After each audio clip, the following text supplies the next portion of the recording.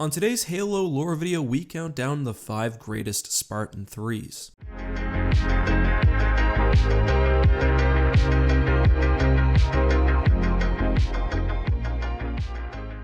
Hey guys, this is EckhartsLadder. Hello and welcome to another Halo lore video. Today's episode is once again sponsored by the EckhartsLadder Discord. If you want to talk Star Wars, Halo, or basically anything else with me and thousands of others, join the Discord at discord.gg/EckhartsLadder. There's also a link down in the description. As mentioned in the introduction, today we are looking at Spartan 3s. I'm not going to spend much time today looking at the differences between the Spartan generations. There are plenty of videos that do that. However, it is worth noting that the UNSC saw the Spartan 3s as a sort of cheaper alternative to the Spartan 2s. Primarily, there were more Spartan 3s than Spartan 2s, the selection process was a little less choosy, and generally Spartan 3s would not receive full Mjolnir power armor. All that being said, every warrior on this list was not only one of the greatest Spartan 3s, but one of the greatest Spartans ever. Coming in at number 5 is Spartan G29 One Olivia. Olivia was a part of Gamma Company, the third generation of Spartan 3s. The Spartans of Gamma 3 received the highest quality training perhaps of any Spartan generation ever. They were trained primarily by Spartans, whether that was washout or retired Spartan 2s or famous Spartan 3s, some of whom we'll talk about later in this video. Olivia was also a member of Saber Fire Team, one of the 3 top-ranked 5-member fire teams of the entire company. Saber Fire Team was no joke, and I think other members, particularly Mark, could easily also take the number 5 spot on the list. Olivia would see a lot of action during her deployment post-Human Covenant War. She often served as a member of the legendary Blue Team, along with Spartans Kelly and Fred, who in a previous video I ranked as 2 of the greatest Spartan 2s of all time. Being a part of Blue Team is itself an incredible honor. Joining them for several missions and surviving is even more impressive. What's unique about Olivia compared to other Spartan 3s is that she underwent specialized Oni training, learning infiltration, security, and information acquisition techniques. This interesting skill set that Spartans don't usually acquire, combined with her lethality, made her an incredible warrior. It is worth noting that Mark and Ash, both from Saber Fire Team, also were given this unique training. I chose Olivia because of the events of Halo Last Light, where she was able to somehow leap onto and destroy a Sentinel barehanded, despite having her legs broken after being crushed by a rock. For number 4, I knew I wanted to pick someone from Noble Team, not because they were actually in a Halo game, but because there are several things that lead me to believe that the members of Noble Team and the team itself were the best of the best. First of all, and the most telling thing for me, is the fact that Noble Team is actually issued full Mjolnir armor. Most Spartan 3s only get SPI armor, which is dramatically worse. Mjolnir armor not only offers more protection, but also increases the skill, speed, reaction time, and strength of the Spartans wearing it. Noble Team was also given a lot of operational freedom, even when compared to other Spartan teams. Instead of falling under the jurisdiction of the Navy like almost all Spartans, even Master Chief, they were actually part of an Army Special Warfare group. Noble Team apparently also saw a lot of action before the fall of Reach, and were of course responsible for successfully transferring Cortana to the Pillar of Autumn. Without their heroics, it is very, very likely that humanity would have lost the Human Covenant War. I am still going to single out one specific team member for this position. Noble 6 is the obvious choice, but I think he deserves his own conversation later. George is also a Spartan 2, so he's not eligible, and to me it really comes down between Kat and Carter. Both are the only original surviving members of Noble Team and have presumably seen a lot of action. I do like Emil, he's very deadly, but he does seem to be somewhat of a loose cannon. June, of course, is also a phenomenal sniper, and he's the only member of Noble Team to actually survive the events of Halo Reach, but I think I prefer Carter over all of them. Despite undergoing the Spartan augmentation process at the fairly late age of 16, Carter was almost immediately recognized for his skill and leadership potential.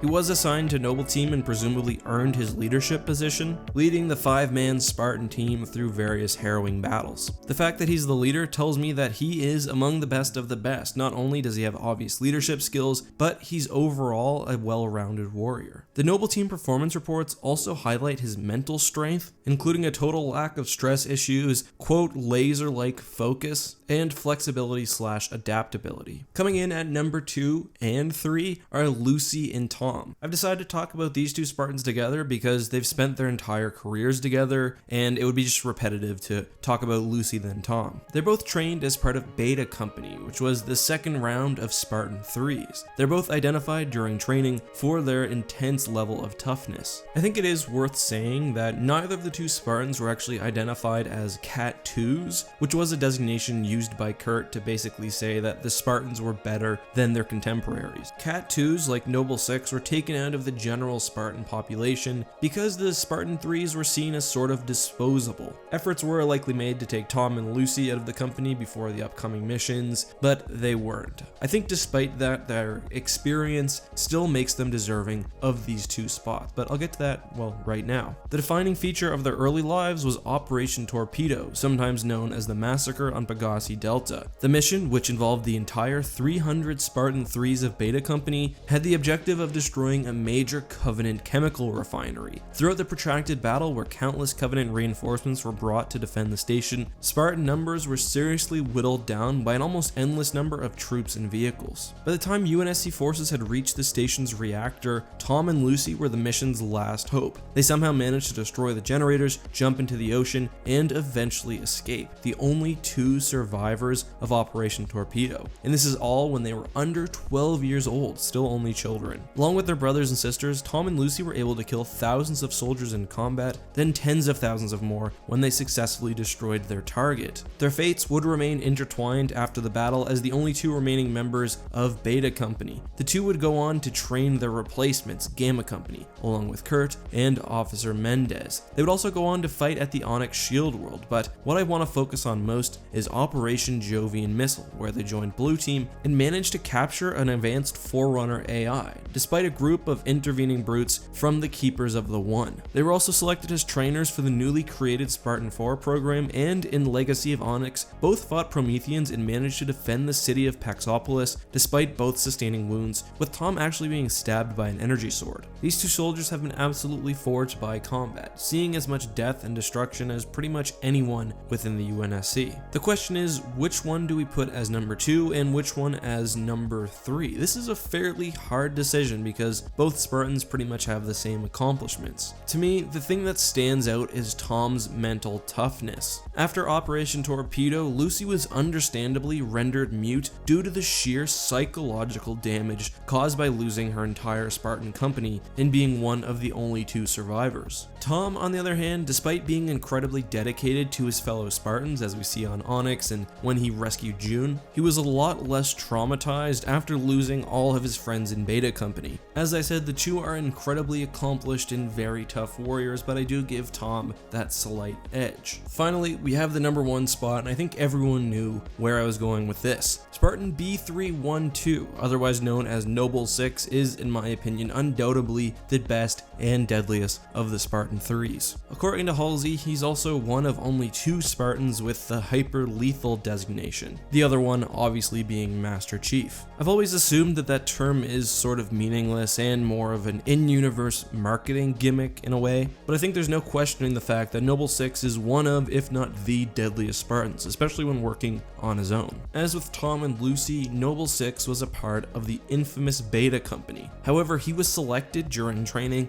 and pulled out from the rest of the Spartans. Presumably only recognized something incredible within Noble 6 and realized that he needed to become something greater. This was the case for several Cat 2 Spartans who were identified during the training as being just a step up from their comrades, but the amount of secrecy that surrounds Noble 6 is totally unprecedented. During the fall of Reach, Noble 6 was instrumental for every successful mission completed by Noble Team, killing hundreds if not thousands of Covenant in the process. This shouldn't be surprising. Mother of the Spartan program, Dr. Halsey herself, said that Noble 6 has made entire militia groups disappear. The most telling thing for me is the fact that Cortana chooses 6 as the Spartan to transport her off-world. I mean, every surviving member of Noble Team was exceptional, so the fact that 6 was chosen really says a lot about him. Dr. Halsey also confirms that if she had to make the choice, she would have chosen 6 as well, which I guess is unsurprising given the details of Cortana's creation. That and the fact that his skills are in any way they equated to chiefs with the hyper-lethal designation really tells me all I need to know about Noble 6. He's definitely one of the deadliest Spartans on his own, called more of a hyper-lethal vector or an assassin rather than an actual soldier, but we see in Halo Reach that he can also work as part of a team. He's mysterious, he's incredibly skilled, and I think he's just the best of the best. Those were, in my opinion, the 5 greatest Spartan 3s, but I want to hear what you think. Did I get this right? Did I get this wrong? Who did I leave off the list that you would have included?